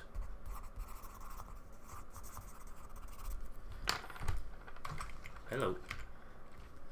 My goddess, this is Zelda. My goddess, I fear this will be our last conversation. I must confess. I confess I have kept truth from you. What troubles you, Hylia? All the tragedy that has befallen Hyrule was my doing. My people view me as infallible. I am perfection to them, and I am an idol that guides and motivates them. My love is a trophy. Their devotion keeps them alive, but it is also their greatest weakness. This war against the World Eater cannot be won. I know this, they know this, but my existence, it drives every soldier to his demise. This is not your fault, Hylia. Alduin's destiny is beyond us. I know, my goddess. Forgive me. I'm afraid. I'm so afraid. I sometimes dream that this war never came to Hyrule, that long ago Hylia did not err and imprisoned Alduin for so long that he grew to hate her. I dream that even with Hylia's folly as part of the history that it is, I dream that the World Eater may have come swiftly and painlessly, but I know this is impossible. He is obsessed with destruction and suffering. He does not wish to cleanse Hyrule, he wishes to dominate it forever. Even Ganon fears the World Eater. Alduin is our common enemy, but Ganon has lost his way so deeply into the darkness, no light can guide him. Your wisdom will yet reach him, Hylia. I know what he desires, and I know what will happen if he obtains it. I will see that he understands what has happened to Hyrule. I will see that he feels my pain. I'm sorry, my goddess, I should not feel this way. Your emotions are real, they are valid, and they are not a sign of weakness, Hylia. Let them remind you of what you fight for, and let them serve you. Please continue. You have more to say. I dream of Link most nights. I dream of bloodless battles and empty fields, and when all hope is truly lost, Link appears and rids the world of this terror. I dream this in spite of reality. I have met Link so many times, so many versions of Link the mages somehow summoned. I have met them all, and I have wept in sleepless waking nightmares as each one faces Alduin and perishes. So much death. So much death. Everything I've done up until now was all for nothing. Do not fear for Link, Hylia. Faroer has rescued his myriad souls. He is safe. She is looking for the hero of time and is watchful of the hero of winds. I am grateful. All of my love to Faroer. She gives you all her love, Hylia.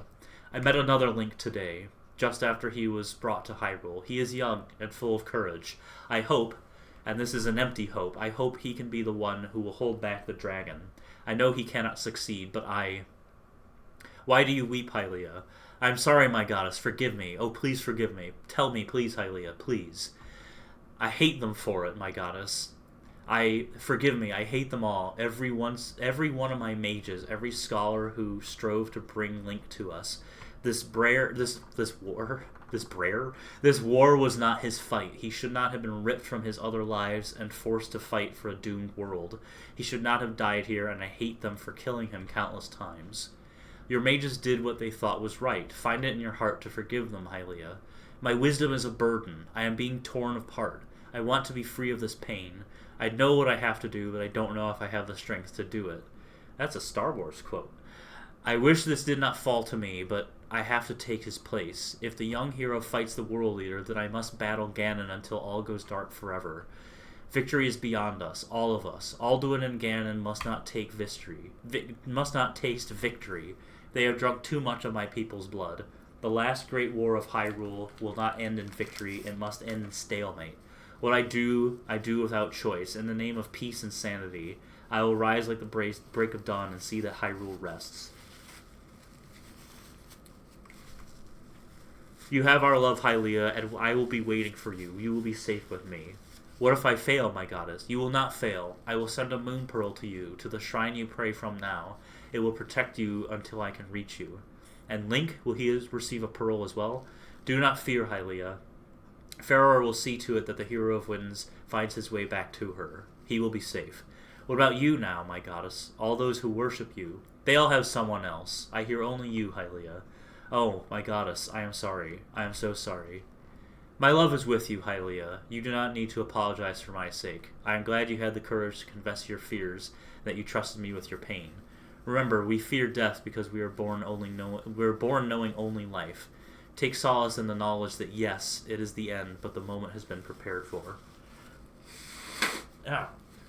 So, this is actually, I feel like this lore book gets overlooked.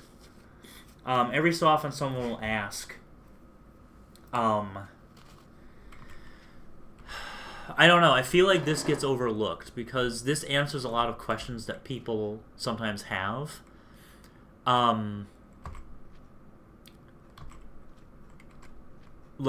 Why Alduin is so mad and why Alduin is targeting Hyrule. This explains it. That Hylia imprisoned him. And also, it doesn't quite explain because Nehru is talking to Zelda and referring to her as Hylia. And I think someone once someone once brought up that only Skyward Sword Zelda had the soul of a goddess or the blood of a goddess. But it fits the narrative of Relics of Hyrule to say that Zelda carries the soul of Hylia. And just as Ganon can inhabit this form, something I want to do is indicate that Zelda can tap into that power, because that's where she gets her light power from. She gets it from Hylia. She's Um, um, because she's the avatar of wisdom, she is connected to Nehru, but she doesn't. There's another element to it, because Nehru is the goddess of wisdom and water and things like that. So Hylia is the goddess of light. So I don't know. It doesn't matter at the grand scheme of things. But that's why she's referring to her as Hylia, because she's speaking to her soul, and her soul is Hylia's soul. It's kind of convoluted Zelda lore.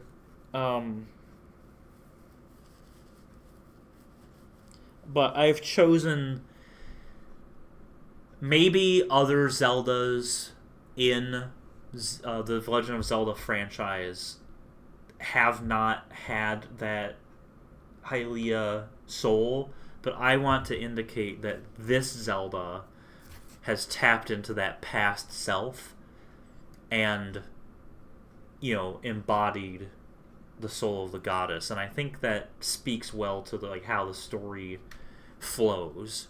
Okay, so Empty Goddess. We still have a little time. Empty Goddess. Where the heck did it go? I had it. I added it. Didn't I? Empty Goddess. There it is. I don't know how that happened. Oh, this one doesn't have a quote.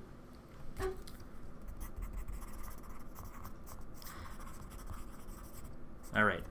I traveled Hyrule in my last pilgrimage to visit each of the shrines of the goddesses. I saw the extent of destruction waged by Ganon's army and the World Eater. It was outside my first destination, Din's Shrine, that the World Eater came to me. I saw his form in the blackened sky, and he looked down to me as though he knew where I was at all times. He circled above me and descended. I feared for my life, but I did not run from him. I wished to speak to him, and he was giving me the opportunity. He landed on the ground with a sickening sort of grace, and with hideous precision, enough that when he relaxed his neck, his mouth was an arm's length from me. I stared into his eyes, and he into mine for an eternity. The world around us was silent. His rumbling breath reeked of sulfur and charred flesh. We did not speak for eons. Hylia, he said with unsettling calm. I hoped that we would speak sooner, but to converse at the end of the story. It is fitting. Do you agree? I responded, I'm sorry, Alduin.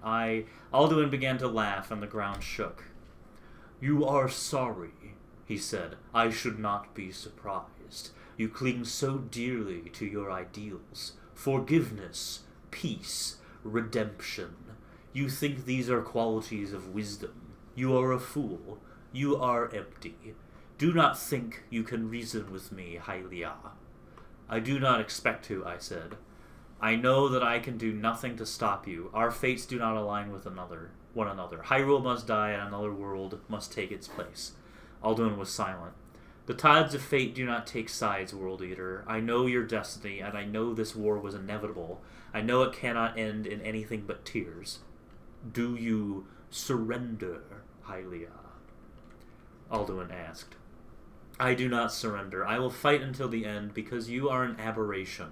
You cleanse the world, but your hatred and pride have poisoned your mind. I know Hyrule must die, and I will make sure it rests in peace, but I will not have you subvert the corpses of my people.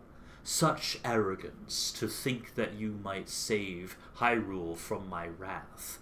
When you appeared, I knew this war could not end in victory. You accept, then? I do not, I shouted. All of this was inevitable. The wheels were put into motion thousands of years ago. What is not inevitable is the undeath of Hyrule. I do not want victory. I want closure and peace. This war cannot end in victory for anyone. Not me, not Ganon, not you. This war must end in a draw, and Hyrule will rest. While I spoke, Alduin's maw began to glow with anger, and smoke billowed from his nostrils. You cannot prevail against me. I will outlast you, Hylia. I know. You do not understand, Alduin. I am not arguing with you, and I do not wish you to succeed. Oh, and I do not wish to succeed. You want destruction, and I accept my fate. Heroes need. You are the goddess of the Triforce's center. You are the whole that keeps the greater goddesses apart. You are the forgotten gap that prevents the world from being complete. If so, then I give it structure, and I give the world quality. If I am emptiness, then I am distinction. I fortify the world by making it rely on the strengths of its parts. You see only the end. You see only failure. You do not see form. If I am emptiness, if I am nothing, then that is the fault of your twisted, corrupted perception. Alduin roared, then bellowed, "May, zu fent kri he het, yor torshul," his classic Alduin. Suddenly, Alduin reared back, and a gout of flame exploded from his mouth. I quickly conjured a magical shield to reflect his fire breath. We stood locked and balanced, the grass around me burning and disintegrating, the soil hissing and steaming, the stones glowing red. Alduin stopped as abruptly as he started and remained in a ready stance, his neck curled and his glowing eyes glaring down at me. "So be it," he growled, smoke pouring from his mouth and the ground shaking as he spoke. "I will see to it that I devour your soul last, Hylia. Your Tarovin will not go unpunished." Alduin took flight, staggering me with the wind from his wings. I watched him disappear into the black clouds. I made ready to visit my second destination, Feror's shrine. Like Din, I knew she would not be able to speak to me, but I sought to attempt to allay her fears. My final visit would be to Nehru's shrine far north in the icy seas. From there I would make my way to the Triforce shrine to face Ganon at the end of all things. Okay. So, this is Zelda speaking to Alduin. In fact, there's a lore book for every single avatar speaking to Alduin. They all speak to each other, and they all speak to Alduin. And I'll translate the Dovazul really quick. Uno momento, por favor.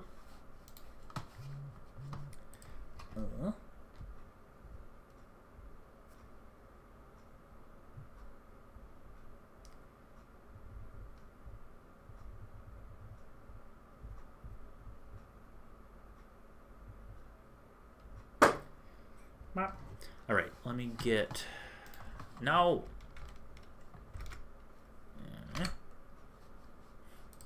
Oh, come on.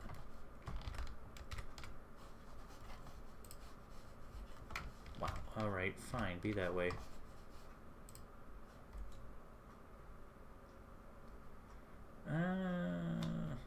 Google Chrome.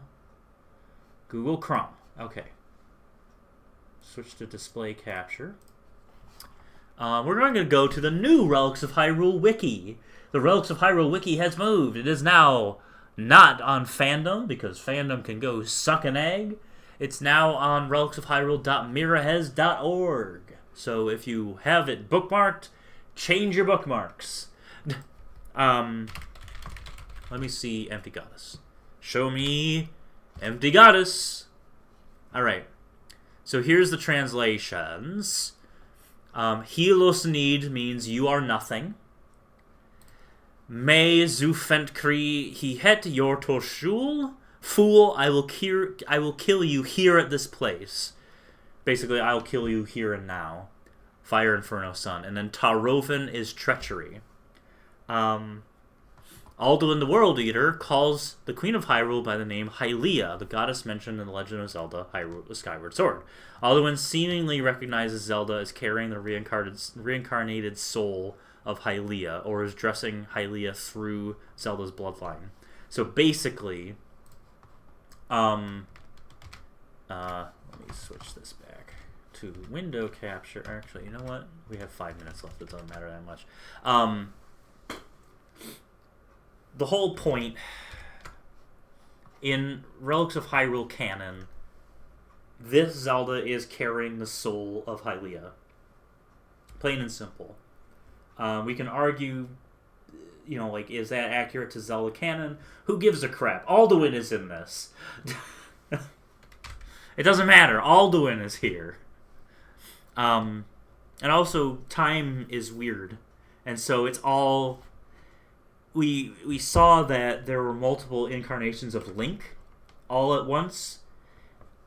All the incarnations of Zelda are embodied in this one person, and that includes Hylia. And then Ganon is his own thing. Fall of Lorule shows two Ganons existing simultaneously, but one is dealt with. But spoilers. Okay, I have about 5 minutes, so I think that's all of the Zelda lore. Let's read one more Ganon lore. If I remember what it's called. Let me go...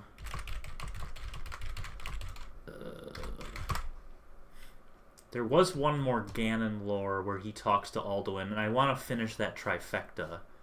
And I also wish I could... Ooh, that's weird. Well, that's trippy. See, I wish this would happen more often. Like, and by that I mean sometimes those weird fire effects will appear, like, in the cells. Oh. That would change things. Yeah, like... I can never figure out why or how or if it can be fixed.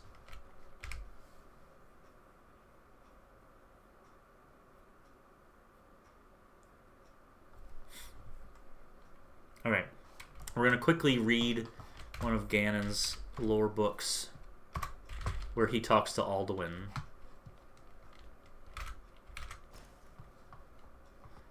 I forget which one. Discussion between vampires, discussion on power.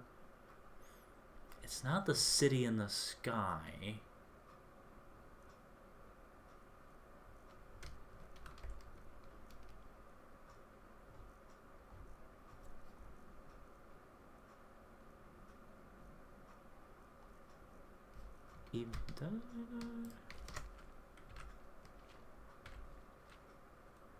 I don't know. I'll read this final lore book and that'll be it.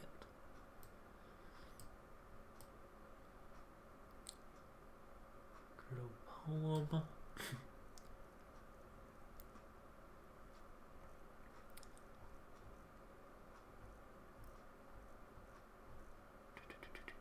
Batman's journal. It's not note. Note. Pictographs we can pass. Hyrule.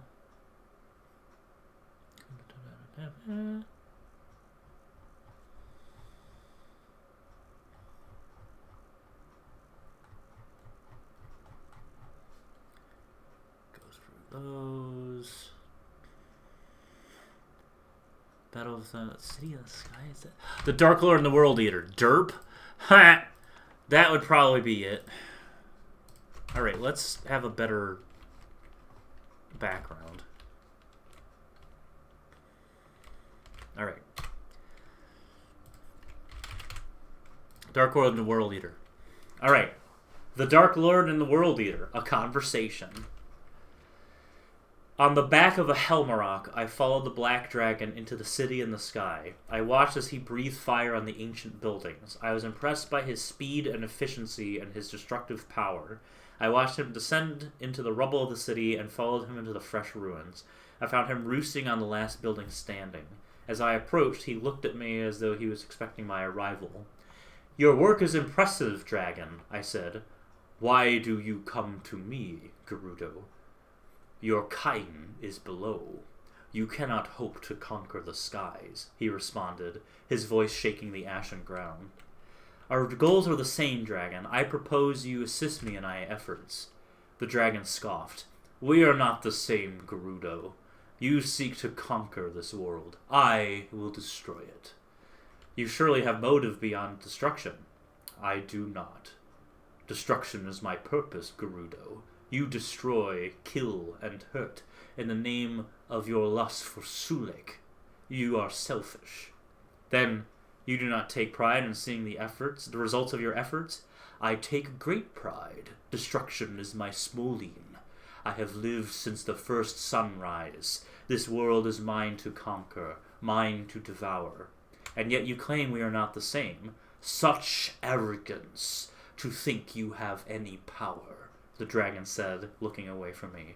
I have the power of the gods, I shouted. I am a god, he bellowed, his flames sparkling in his maw, his voice shaking my core and scattering dust from the temple on which he roosted. You are a fool. You were born of hate, and you are cursed to be reborn in cycles. You are the result of an eternally spinning wheel. You are a storm, an imbalance that will always be righted in time. You will falter. I am never fading. I cannot be defeated. I cannot be killed. I shall consume everything. The gods who granted you power in their divine prank are dead. You are an eddy, a ripple that will cease to be. The gods are not dead. Gods cannot die. You, king of evil and hate, believe in these gods? What is your proof they exist? The Triforce is my proof. I carry the Triforce of power. I have obtained the Triforce of courage and the Triforce of willpower, and carry them as well. The Triforce, the dragon scoffed again, a pitiful sigil. The Triforce is nothing but a symbol to give weak mortals hope. Do you see what its existence has wrought? Wars upon wars. Ours. Mankind fighting over a legend. I am hardly needed. You destroy yourself far too efficiently.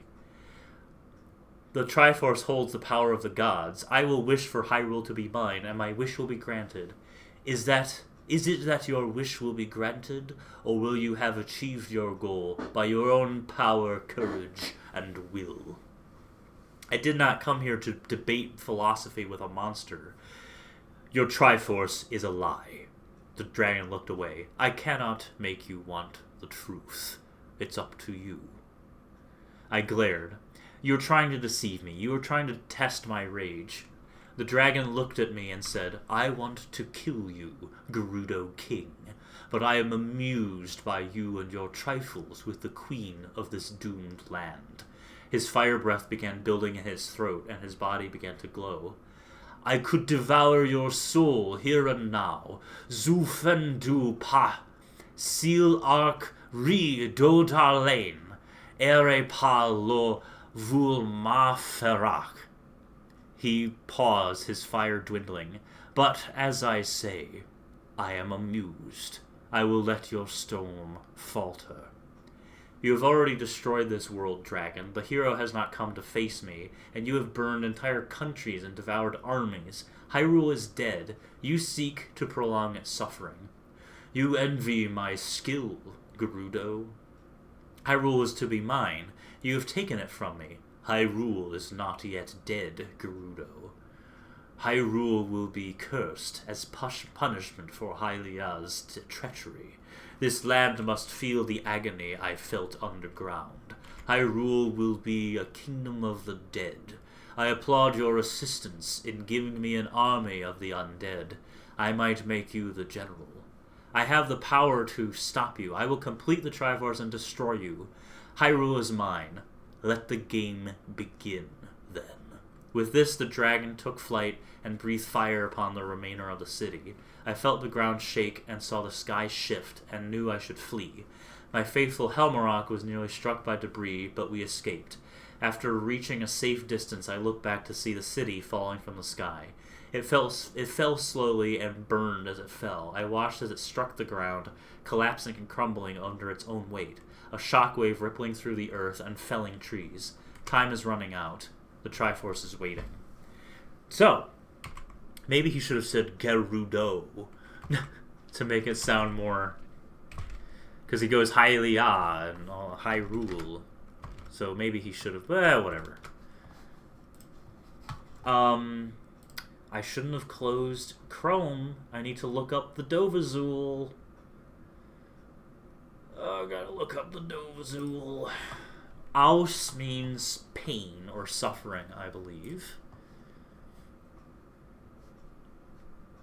The Dark Lord and the World Eater. The Dark Lord and the World. The Dark Lord and the World Eater. Alright, let's look at this. Alright. Kine is war, so he says your kine is below. He's talking about the war. Sulake is power. So Ganon is pursuing power. Smoline is passion.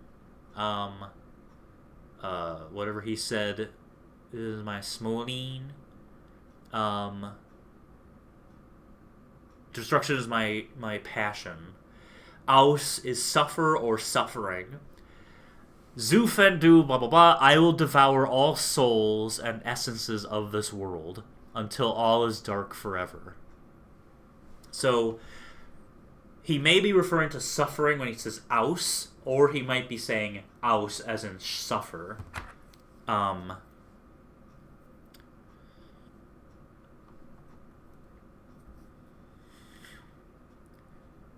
But yeah, so basically he's saying, you're a little dolt, you're a little turd boy, and you don't scare me, you little pipsqueak. That one, I think, that lore book, I think, is the most, like, insightful to, like, Alduin's perspective on the last Great War of Hyrule. He's just, like, wrecking shit, wrecking house, and he's reveling in it. And so, hence why it needs to be a draw. So, that is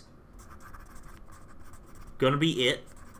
It is 9:07 p.m. I will be streaming next week. Same bat time, same bat channel. The last 2 streams of January are gonna be kind of funky fresh because my work schedule was weird those 2 weeks, but I'll post when I'm streaming. So thanks for stopping by. Thanks for everybody. Have a good night, and be sure to drink your Ovaltine. Go to sign off.